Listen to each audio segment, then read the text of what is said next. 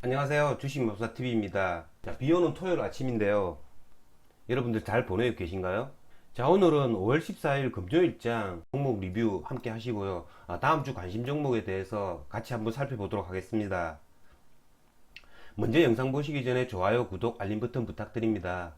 지난 금요일 새벽 마감한 미국 나스닥 같은 경우에는 0.72% 상승을 나타냈습니다. 차트를 보시면 이렇게 아랫꼬리 윗꼬리가 달린 도치형 모습을 나타냈습니다. 낙폭 과대로 인한 단기적 반등을 해주었다고 생각하시면 됩니다. 이런 그래프를 만들면 반등이 일어난다라는 거죠. 그러니까 금일 새벽 마감한 미국 나스닥이 굉장히 큰 폭으로 반등을 해주었습니다. 2.32% 반등을 해주었고요. 자, 이런 나스닥의 반등은 지난주에 굉장히 많이 하락을 했기 때문에 기술적 반등 차원이 아닌가 싶습니다. 그러니까 나스닥 같은 경우에는 다음 주에도 이 20일 이동 평균선 이거를 뚫고 어떻게 올라가느냐가 문제겠죠. 다우존스 같은 경우에도 지난 금요일 날 이렇게 양봉을 만들어냈죠. 그러니까 오늘 1.06% 상승 마감했습니다. 다우존스 같은 경우에는 나스닥보다는 그래프가 굉장히 좋죠. 이렇게 전고점이 보인다라는 겁니다.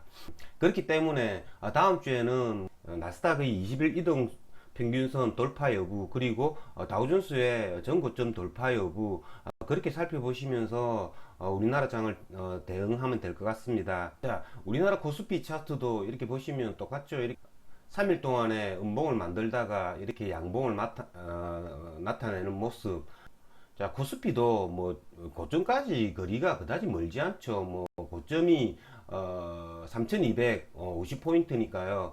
얘가 3% 정도만 상승시키면 전고점 부근입니다. 하지만 대만 증시나 나스닥이 그렇게 고점을 뚫고 올라가는 모습이 아니기 때문에 우리나라 코스피 같은 경우에는 다음 주도 이렇게 박스권이라고 생각을 하고 거래를 해야 될 것 같습니다.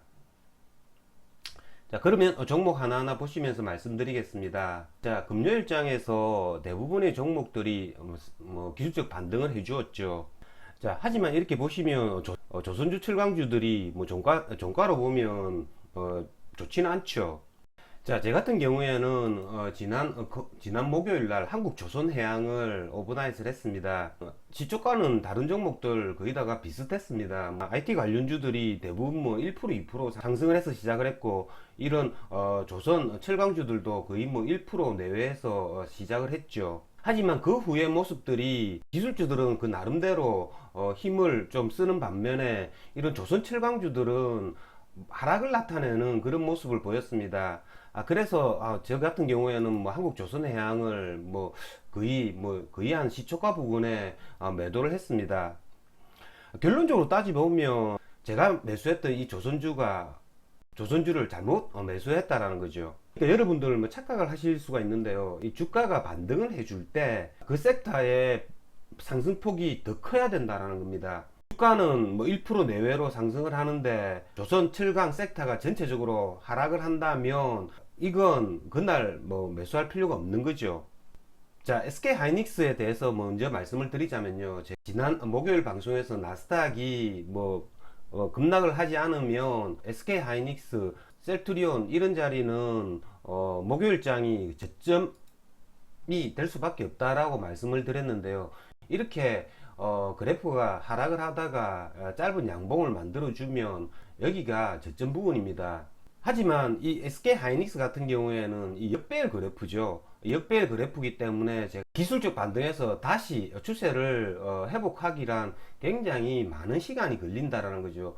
장기적으로 SK 하이닉스를 6개월, 1년 그렇게 장기적으로 길게 끌고 가시는 분들은 모르겠지만 다음 주에도 SK 하이닉스 12만 한 6, 7천원 가량에 오면 조금씩 덜어내는 전략, 다시 한 번 더 얘가 조정을 받고 나서 20일 이동 평균선을 뚫어줄 때 다시 재매수하는 그런 전략이 괜찮아 보인다고 제가 말씀을 드리는 겁니다.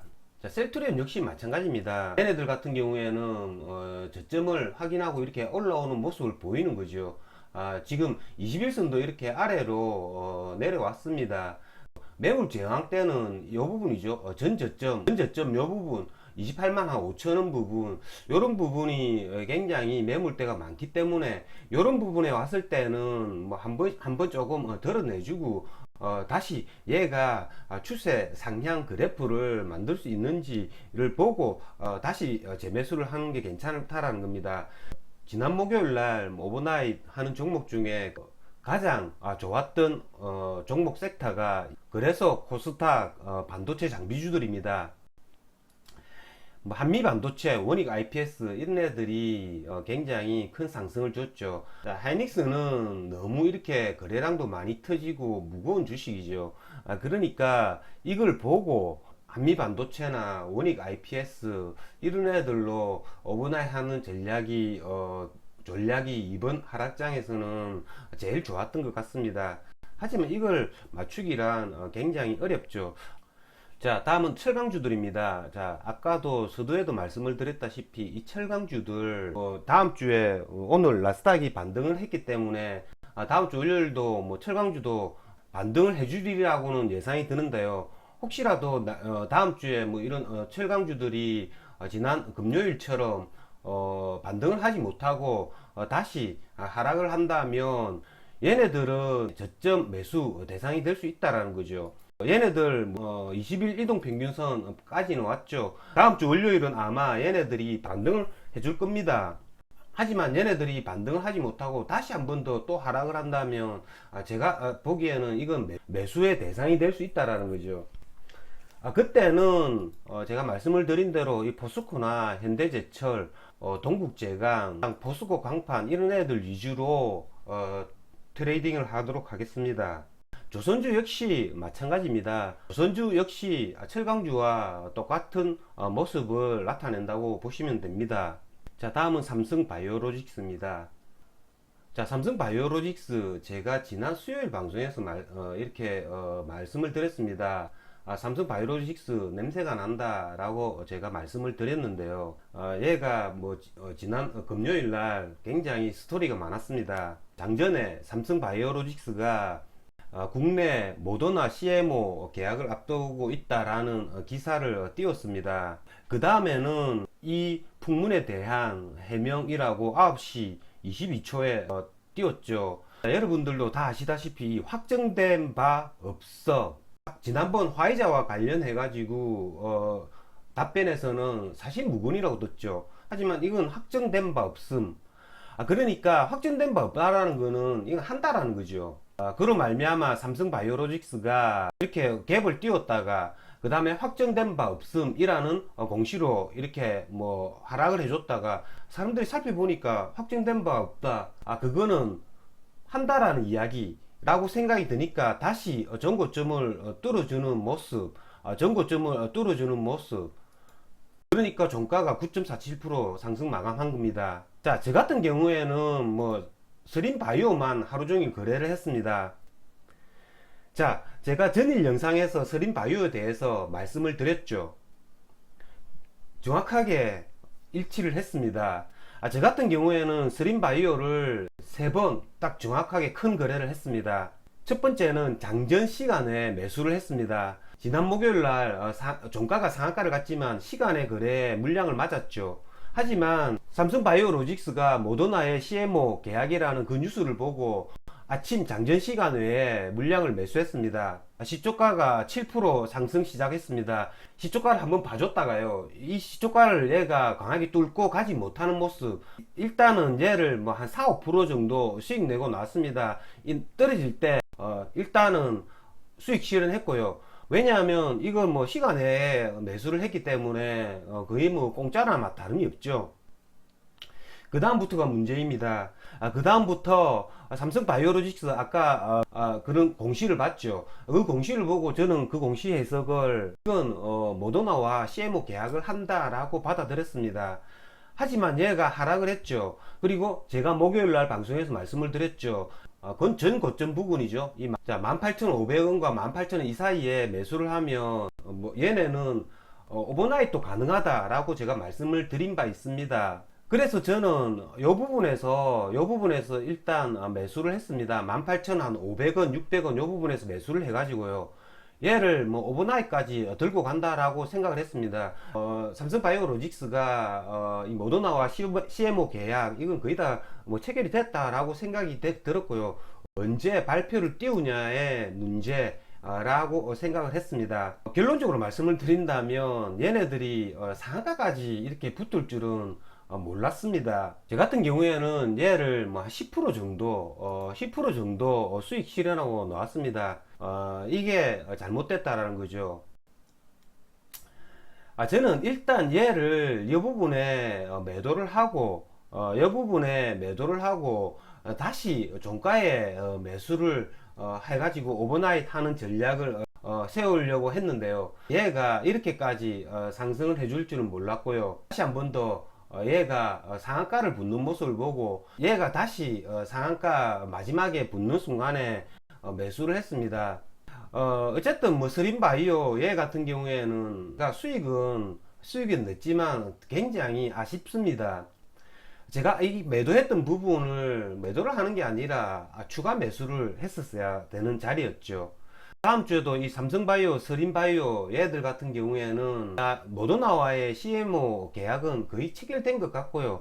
그게 언제 다음 주에 발표되느냐의 문제겠죠. 이게 한미 정상회담 뭐 전에 발표된다고 하니까 다음 주 뭐 수요일이나 목요일 그쯤에는 뭐 발표되지 않을까라는 생각이 드는데요.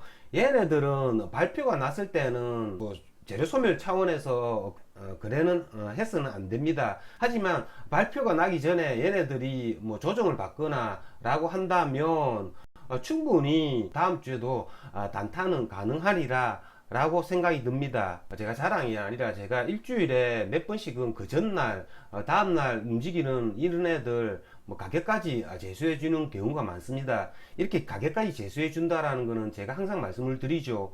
90% 이상 확률이 있다라는 거죠. 그 어떤 유튜버도 그 전날 이렇게 가격까지 제시해 주면서 이렇게 상세하게 다음날 어떻게 얘가 움직일 거라고 말해주는 유튜브 없습니다. 제가 만약에 구독자가 뭐 10,000명, 20,000명, 뭐 10만 명 되면 이렇게 방송 못 합니다. 어쨌든 여러분들 뭐 제가 목요일날 방송해드린 스림바이오 얘네들 보시고 제 방송을 참조해 가지고 18,000원대 초반 요 부분에 매수를 하셔서 큰 수익을 거두신 분이 계시다면 저는 굉장히 기쁘겠습니다. 다음 주에도 우리나라장 이런 지금 현재 굉장히 좋은 섹터가 이런 백신 개발 유바이오로직스라든지 아니면 셀리드 이런 애들 굉장히 관심을 가져야 할 것 같고요. 그 다음에 조금 전에 말씀드린 삼성바이오로직스 그리고 그와 관련된 주식들 다음 주에 한미 정상회담이 있죠. 지금 현재 뭐 의제가 되는 뭐 반도체 관련주들 아까 보셨던 뭐 한미 반도체나 원익 IPS 이런 애들이 뭐 어떻게 반등을 해주느냐 차원에서 대응을 하면 될 것 같고요. 그 다음에 저는 개인적으로 관심을 두고 있는 게 이런 대북 관련주들입니다. 자, 대북 관련주들 이렇게 아직까지 죽지 않고 이렇게 그래프를 만들고 있다라는 거죠. 이 장에서는 아무 기대가 하지 않을 때 그때 만약에 대북 관련 호재가 뜬다면 이건 굉장히 많이 날아갈 수 있다라는 거죠. 자, 이번 주 내내 주식시장이 하락을 하다가 금요일 날 반등을 해주고 오늘 나스닥이 굉장히 많이 상승을 해주었습니다. 다음 주에는 아마도 반등이 있을 것 같고요. 다음 주에도 여러분들 거래 잘 하셔서 좋은 성과 거두시길 바랍니다. 이상으로 주식마법사TV를 마치겠습니다. 제 영상이 도움이 되셨다면 좋아요, 구독, 알림 버튼 부탁드립니다. 끝까지 시청하신 분들에게는 보유 종목이 급등할 수 있게끔 마법을 걸어드리겠습니다. 윙가르디움 레비오사 감사합니다.